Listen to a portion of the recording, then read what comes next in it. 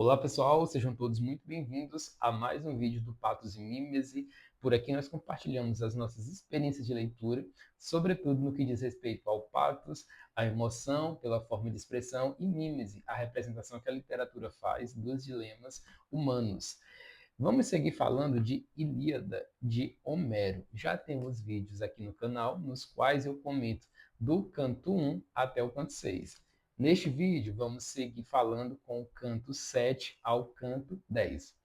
Então, nesta parte da narrativa, temos Paris e Heitor voltando à guerra. Inicia aqui uma nova etapa dessa guerra e percebemos mais uma vez os deuses interferindo. Temos Atena, que se mostra está do lado dos acaios, ou aqueus, os gregos, dânios, tanto faz aqui a nomenclatura. Só que esses deuses nem sempre incentivam as guerras, eles também podem incentivar a paz. É o caso deste começo do canto 7, em que temos Apolo encontrando Atena e propondo uma guerra. Então, cada um daqueles deuses vai ali influenciando, vai ali tomando o coração dos guerreiros para que eles sintam aí a necessidade de uma trégua. Então, Heitor é o troiano que é incentivado a propor a trégua e Agamenon é o grego incentivado a receber, né, a conceder esta trégua. Temos aqui também uma novidade em Ilíada. Até então não tinha percebido que é a transfiguração dos deuses. Eles começam a se transformar em outras criaturas para que eles consigam observar o andamento da guerra de forma mais próxima. E aqui Atena e Apolo se transformam em abutres. Achei isso muito interessante, porque lembra a Guerra dos Tronos, em que nós temos ali os corvos significando uma espécie de animal mensageiro de sabedoria que consegue ali acompanhar, digamos que o estado de coisas daquela sociedade. Isso também me lembrou da história de Noé, bíblico, lá do Gênesis bíblico. Inclusive, estou fazendo a leitura. Fiz a leitura de Gênesis, só falta organizar um roteiro e trazer aqui para o canal. Acredito que próximo mês já sai, mas isso me lembrou muito a história de Noé, quando o dilúvio está acontecendo, está todos os animais dentro da arca, junto ali com a família de Noé, e eles precisam saber se as águas já baixaram e se já há terra seca em algum lugar. Então ele manda um corvo, esse corvo não consegue trazer essa informação, ele fica só rodando, e aí em seguida ele manda, envia, na verdade, um pombo, e aí consegue trazer a informação que ele quer. Outra coisa interessante aqui, que inclusive já foi dito no texto de análise de Ilíada, eu já tinha lido sobre isso, é a ciclicidade das ações dos guerreiros. Temos aqui Heitor querendo resolver um conflito em um duelo, e aí ele propõe isso aos gregos, só que nenhum dos gregos aceita. Isso é muito cíclico na narrativa, temos em várias partes, parece que a gente está lendo algo que já lemos anteriormente, você fica ali confuso, só que na verdade é uma característica de Ilíada, né? Que é essa ciclicidade de algumas cenas, de algumas ações. Menelau, quando percebe que ninguém está aceitando, ele começa a se questionar ali quem é que vai aceitar aquele duelo. Agamemnon, ele primeiro aceita, mas aí Menelau acaba ali pedindo para ele não seguir, e aí eles fazem uma espécie de sorteio. Eles lançam a sorte, e o sorteado é Ajax. E aí Ajax, todo pomposo aqui, procurando a sua honra e querendo defender também os seus conterrâneos, não queriam que os seus conterrâneos fossem tidos ali como fracos, afinal de contas, Heitor tinha proposto um duelo e ali a falta de alguém que se dispusesse de cara acabou atentando contra a honra dos acaios, então ele tenta ali resgatar essa honra. Olha só, Heitor, agora ficarás a saber em combate corpo a corpo como são os guerreiros que existem entre os Dâneos, além de Aquiles, desbaratador de varões, com ânimo de leão. Mas ele está nas recurvas naus preparadas para o mar, furioso contra Agamenon, pastor de Orches. Porém, nós somos de raça e podemos enfrentar-te, e somos muito. Mas dá tu início ao combate e à guerra. E aí Heitor responde: Ájax Telemônio, criado por Zeus, condutor das hostes, não me ponhas à prova como se eu fosse um rapaz franzino ou uma mulher que nada sabe de façanhas guerreiras. Conhece bem as batalhas e as matanças dos homens. Sei manejar para a direita ou para a esquerda o meu escudo de couro curtido.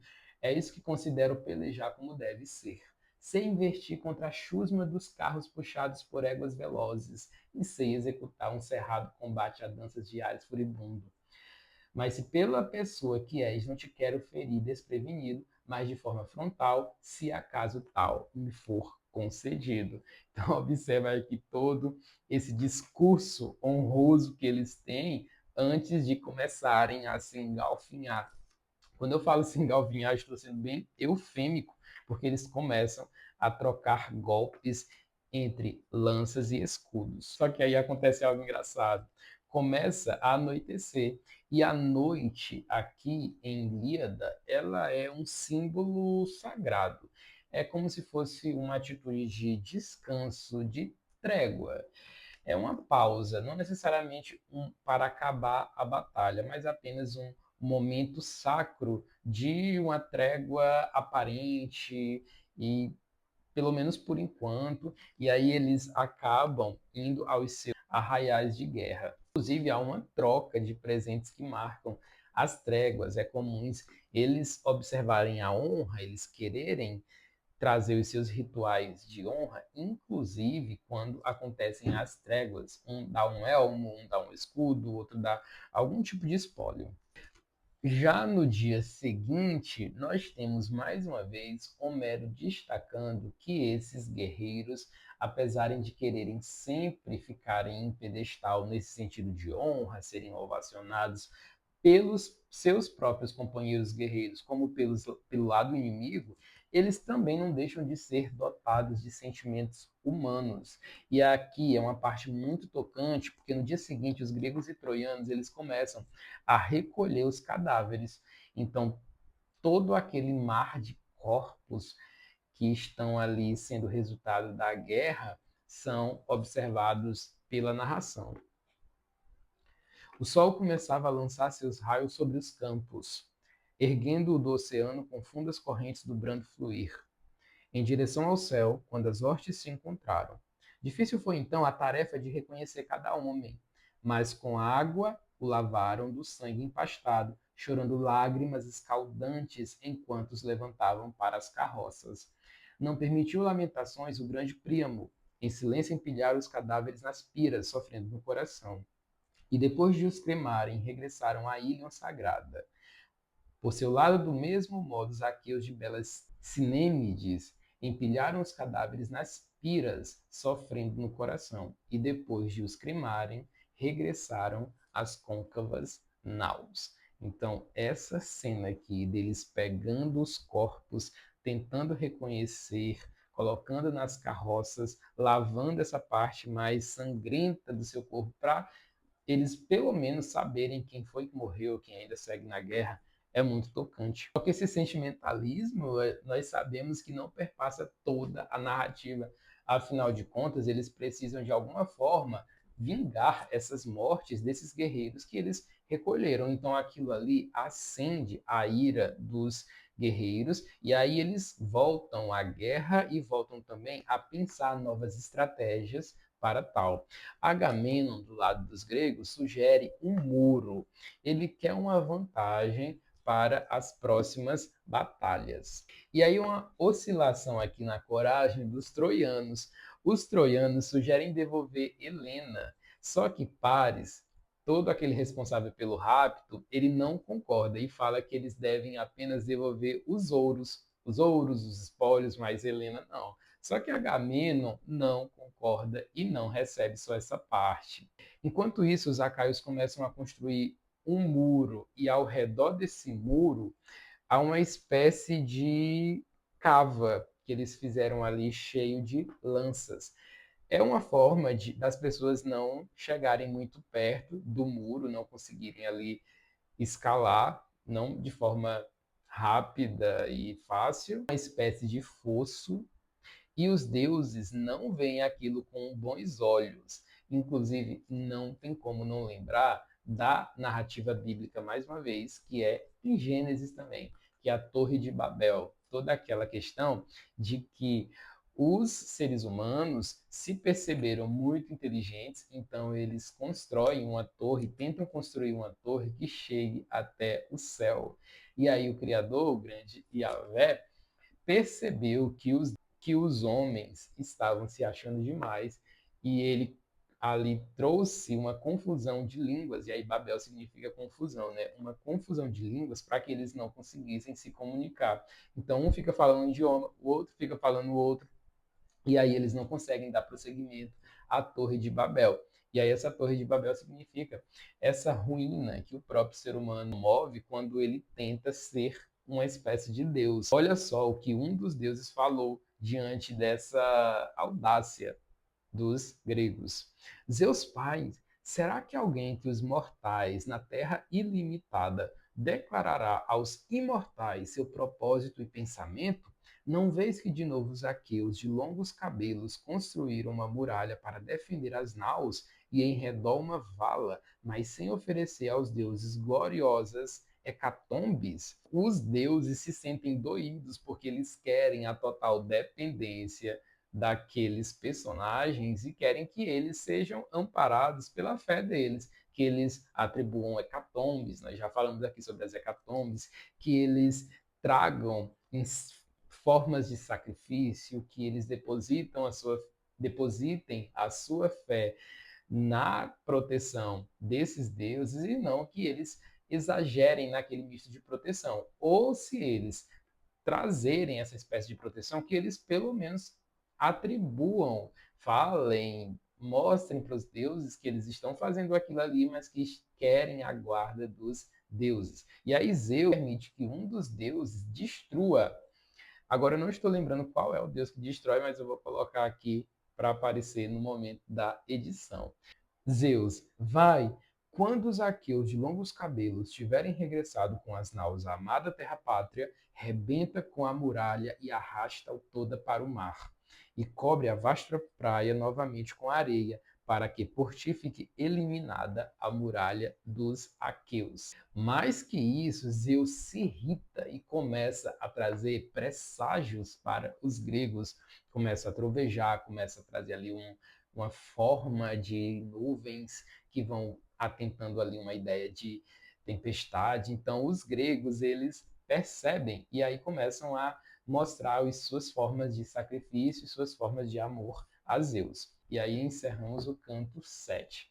No canto 8, nós temos mais uma etapa da guerra se iniciando e temos aqui novamente a ideia do presságio.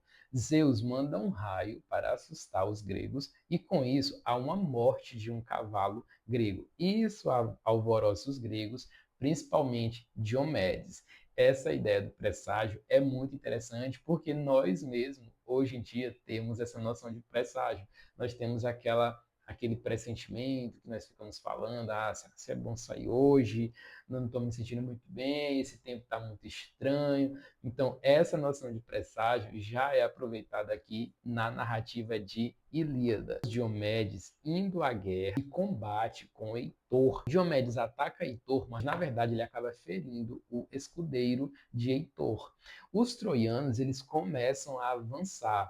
Quando isso acontece, os acaios ficam desesperados. Porque desde o começo aqui da narrativa, nós vemos que os gregos sempre estão ali na ofensiva, enquanto os troianos ficam mais na defensiva. Eu percebo isso. Então, aqui, quando esse cenário fica ao contrário, os deuses ficam desesperados, pedem ajuda aos deuses, principalmente a Zeus, e aí Zeus acaba concedendo a vantagem a eles. Uma parte da guerra, nós temos um foco em Heitor. Essa parte é muito interessante. Ele é atacado por um grego. Só que quem acaba morrendo é o seu Auriga. O Auriga é uma espécie de guerreiro que é um protetor, é um escudeiro, só que ele é quem comanda os cavalos. Na hora de um confronto por meio daqueles cavalos de guerra. Porém, Teucro disparou da corda outra seta contra Heitor. O coração incitara ao atingi-lo, todavia não acertou nele, pois Apolo desviou a seta. Olha aí os deuses também agindo ali durante os confrontos. Acertou em Arqueptólemo, audaz auriga de Heitor, que, ao lançar-se na liça, foi atingido junto ao mamilo. Tombou do carro e desviaram-se os cavalos velozes. E foi aí que se deslaçaram a alma e a força. Eu sou apaixonado pela forma como Homero descreve essas guerras. Olha só que bonito. Aí deslaçaram a alma e a força. Impressionante. Nessa parte, Heitor contra-ataca e atinge a clavícula do seu oponente, que é Teucro. E aí os deuses, como já vimos, eles não são exemplos de moralidade, de ética e nem transcendem nesse sentido de virtudes. Eles viram a casaca várias vezes durante a narrativa. Foi o que aconteceu aqui com Zeus. Ele muda de lado e começa a apoiar os troianos. E aí esses troianos que já estavam ali com a tendência de vantagem acabam avançando ainda mais e os gregos fogem para as naus. Você deve observar aqui que Zeus está fazendo isso também para punir esses gregos por eles terem feito todo aquele fosso em formas de espada junto com o muro. E aí Hera começa a fazer uma espécie de reunião lá no Olimpo para trazer alguns deuses para o lado dos acaios, mas Zeus não aceita, ele acaba descobrindo ali a trama de Hera e manda Ares impedir. Chega a noite mais uma vez e acaba o canto. Vamos para o canto 9. No canto 9, nós temos os troianos seguindo em vantagem e isso continua a deixar os acaios apreensivos. Olha só, e aí volta o personagem principal de Ilíada, que aparece mais lá no primeiro canto, que é Aquiles. Toda aquela questão de que ele ficou doido por conta que levaram a escrava de guerra dele, e aí ele ficou chorando lá as pitangas e desistiu da guerra. Só que ele fez falta, afinal de contas, ele era um dos principais guerreiros gregos. Foi ele que ajudou a fundar várias cidades ali em torno de Ilion. Então ele volta a fazer falta e Nestor sugere que Agamemnon faça as pazes com Aquiles. Agamemnon começa a pensar algumas faltas por parte dele. E aí Agamemnon manda alguns presentes para Aquiles para que ele volte ali a pelejar. E aí ele manda alguns guerreiros em forma ali de emissários para buscar Aquiles. E aí eles encontram Aquiles tocando lira. Eles descobrem, quando chega lá para conversar com Aquiles, que ele segue com rancor, até porque tomaram a mulher dele, então ele não vê sentido nenhum pelejar por causa de uma guerra só porque tomaram a esposa de alguém, já que fizeram isso com ele. Então ele alega aqui que é uma ironia. Eles tentam convencer e traz ali o que é mais vulnerável em Aquiles, que é o ego. Eles começam a tentar ludibriar Aquiles, focando ali o ego desse personagem, e aí eles começam a falar que ele seria como um deus entre os próprios gregos e até entre os troianos, porque ele iria conseguir conquistar ali a cabeça de um guerreiro que é muito cobiçada, que é a de Heitor. Olha só, mas se o Atrida for por ti demasiado detestado em teu coração, tanto ele como seus presentes, comparece-te de todos os outros aqueus oprimidos no exército.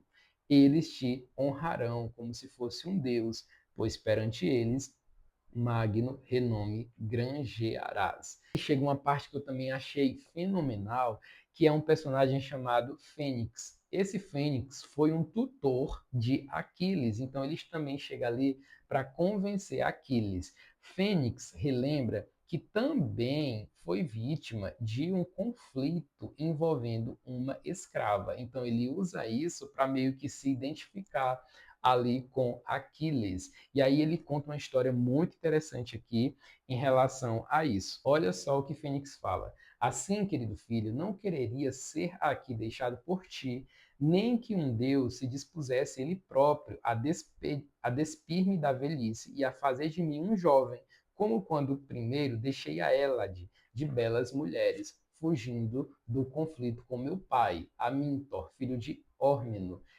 Ele que se irou contra mim por causa da amante de belos cabelos, que ele amava a ponto de desprezar a esposa legítima, minha mãe. Pelos joelhos me suplicou minha mãe que me deitasse com a amante para que o ancião a odiasse. Obedeci-lhe e pratiquei o ato. Então, a esposa desse guerreiro aqui chamado Amintor, ele se apaixonou pela sua escrava e aí começou a desprezar a mulher. E a própria esposa fez com que o filho se deitasse com a escrava e que o pai dele descobrisse. A própria mãe de Fênix arquitetou todo esse plano e ele usa isso para mostrar essa identificação. E aí, Aquiles, depois de ouvir tudo isso, ele afirma que não tem interesse em voltar para a guerra.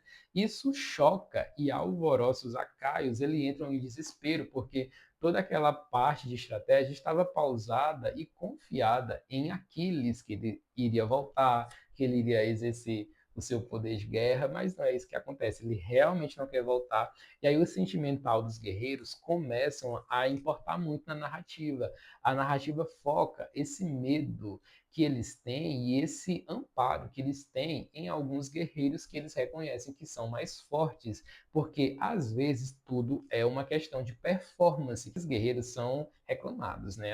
Pedem para que eles foquem, para que eles se alimentem bem, para que eles se preparem para as batalhas que virão a seguir, finalizando o canto 9.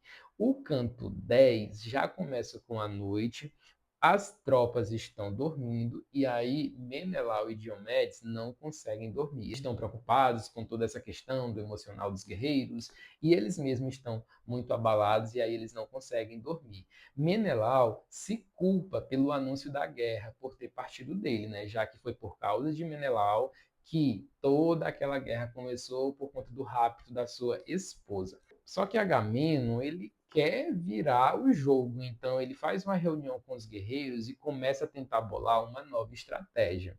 Eles chegam à conclusão de que devem fazer uma espionagem no campo troiano. Até então isso também não tinha acontecido aqui. O mero foco é essa questão da espionagem. Só que do lado dos troianos, os guerreiros também estão bolando planos sob a liderança de Heitor. Heitor também está incentivando esses guerreiros a se alimentarem bem, a se prepararem física e psicologicamente. E aí, do lado dos gregos, os espiões, né, que estavam ali se preparando para começar a espionagem, acabam a atravessar o seu mar de corpos, né, quantidade grande de cadáver. Percebem que também tem um espião do lado de Troia. E aí eles conseguem capturar e esse troiano acaba dando ali algumas estratégias, afinal de contas ele estava sendo obrigado a falar sobre isso.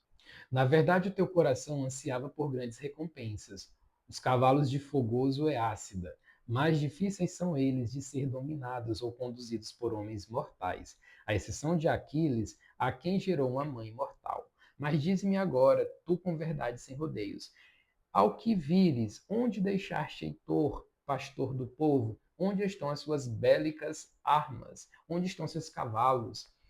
Como estão dispostas as vigias dormidas dos demais troianos? Que conselhos trocam entre si? Se onde ficar onde estão, eles vão ficar afastados das naus? Ou onde regressar à cidade, uma vez que já deixaram os aqueus da Namó de baixo?